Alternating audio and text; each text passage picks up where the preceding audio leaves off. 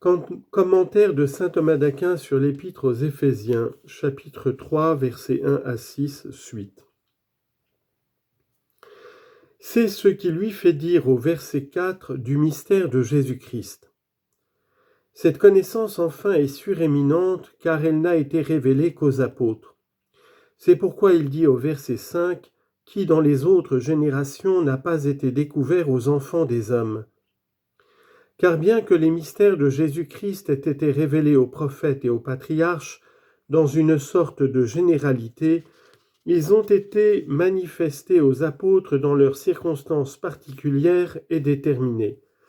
Ce que dit saint Paul au verset 5, qui n'a point été découvert aux autres générations, dans les autres générations aux enfants des hommes, peut être entendu de deux manières. D'abord en expliquant le terme de génération par la durée même des générations, suivant ces paroles du psaume 94, verset 13, « Votre empire passera de race en race dans toutes les générations. » Alors voici le sens.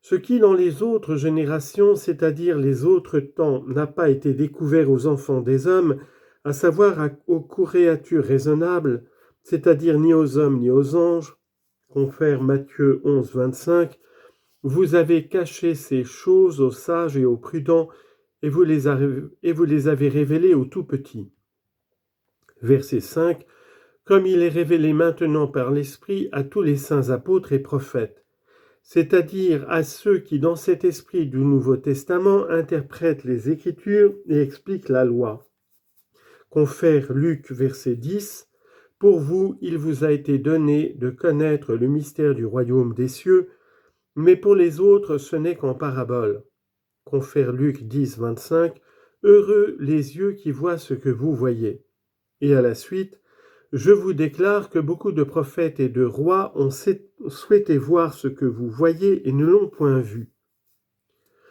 On peut encore expliquer ce passage en entendant par génération les hommes engendrés suivant cette parole de Matthieu, chapitre 23, verset 56.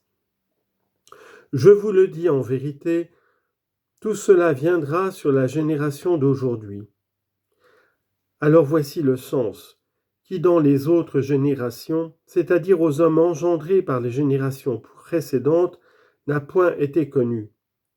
Le reste, comme il a été expliqué. C'est de là qu'Isaïe dit, chapitre 53, verset 1, « Qui a cru à notre parole et à qui le bras du Seigneur a-t-il été révélé ?» Cependant, ce mystère de la foi a été révélé à quelques-uns des patriarches dans l'Ancien Testament suivant cette parole de Jean 8, 56.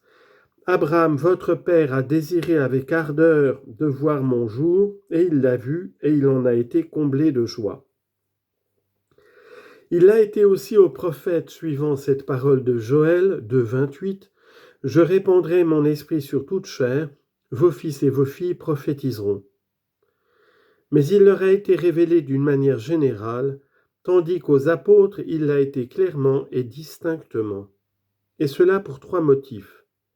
D'abord parce que les apôtres eux-mêmes eurent cette révélation immédiatement du Fils de Dieu, suivant cette parole de Jean 1, 18, « Le Fils unique qui est dans le sein du Père, lui l'a fait connaître. » Les prophètes et les patriarches de l'Ancien Testament furent instruits par les anges ou par quelques figures. C'est pourquoi il est dit, Isaïe chapitre 6, verset 6, « En même temps un des séraphins vola vers moi, tenant à sa main un charbon de feu. » Les apôtres donc eurent une révélation plus manifeste. En second lieu, parce qu'ils ont vu non dans les figures et comme en énigme, mais sans voile qui leur couvrit le visage, la gloire du Seigneur. Confère Luc, chapitre 10, verset 23, « Bienheureux les yeux qui voient ce que vous voyez. » Enfin, parce que les apôtres ont été établis pour être les exécuteurs et les dispensateurs de ce mystère, et qu'ils devaient par conséquent en être mieux instruits que les autres. Confère Jean 4, 58, « D'autres ont travaillé et vous êtes entrés dans leurs travaux. » Quand saint Paul dit ensuite au verset 6, « mystère qui consiste en ce que les gentils sont appelés au même héritage. Il explique quel est ce mystère. Remarquez sur ceci que les Juifs avaient sur les gentils une triple prérogative, à savoir la promesse de l'héritage, confère Romains 4, 13, car ce n'est point par la loi que doit s'accomplir la promesse faite à Abraham ou à sa race de lui donner tout le monde pour héritage, mais par la justice qui vient de la foi. Confère Psaume 15, verset 5, le Seigneur est la part qui m'est échue en héritage. Deuxièmement, la distinction et l'élection spéciale entre les peuples de la gentilité. Confère Deutéronome 7, 6, le Seigneur vous a choisi afin que vous soyez le peuple qui lui soit le plus propre et particulier d'entre tous les peuples qui sont sur la terre. De là, Psaume 99, verset 3, nous sommes son peuple, il nous nourrit comme ses brebis.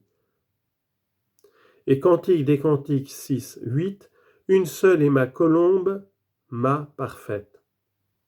Troisièmement, la promesse du Christ, confère Genèse 12, verset 3, en vous seront bénis tous les peuples de la terre.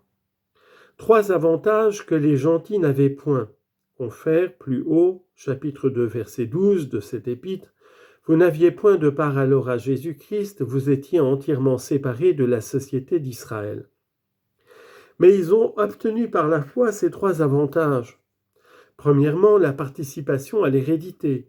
C'est ce qui fait dire à saint Paul au verset 6, co-héritier, à savoir des Juifs eux-mêmes dans l'héritage céleste. Matthieu chapitre 8, verset 11. Plusieurs viendront d'Orient et d'Occident et auront place dans le royaume des cieux avec Abraham, Isaac et Jacob. Deuxièmement, l'assemblée spéciale des fidèles dont il dit au verset 6 est membre d'un même corps, c'est-à-dire d'un corps unique. Confère Jean 10, verset 16, « J'ai encore d'autres brebis qui ne sont pas de cette bergerie, il faut que je les amène. Elles entendront ma voix, et il n'y aura qu'un troupeau et qu'un seul pasteur. » Troisièmement, la participation à la grâce promise dont l'apôtre dit au verset 6 et qu'il participe, à savoir aux promesses qui ont été faites à Abraham. Confère Romains chapitre 15, verset 8, « Je déclare que Jésus-Christ a été le ministre pour les circoncis, afin que Dieu soit reconnu véritable par l'accomplissement des promesses qu'il avait faites à leur père. » Mais pour les gentils, ils ont une obligation particulière de glorifier Dieu de la miséricorde qu'il leur a faite. Les gentils ont obtenu ces avantages non par Moïse, mais, verset 6, par Jésus-Christ. Confère Jean 1, 17, « La loi nous a été donnée par Moïse, mais la grâce et la vérité sont advenues par Jésus-Christ. » Confère 2 Pierre 1, 4, « Par lui, il nous a communiqué les grandes et précieuses grâces qu'il avait promises. » Ce n'est pas non plus par l'accomplissement de la loi, puisqu'elle est un joug que ni nos pères ni nous n'avons pu porter, comme il est dit aux Actes des Apôtres, chapitre 15, verset 10. Mais par l'Évangile, par lequel tous sont sauvés.